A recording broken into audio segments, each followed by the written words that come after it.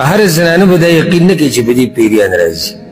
اکثر دې زنانه به کوم شي چې هغوی دا د دروغو چل ول کوي د خاوند په کور کې، او کله ورته مور ووایي په ځان به پیریان راولي، او کله ورته خور ووایي په ځان به کار نشي کولی په ځان پیریان راولی.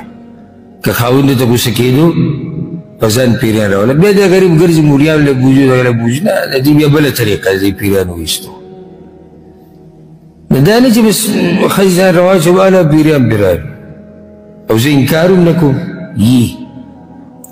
دویمه وجه ولې زموږ په علاقو کې دا مسلې ډېرې دي، لکه اوس دې ملک کې چې څوک اوسېږي دلته دا قصې ډېرې نشتې.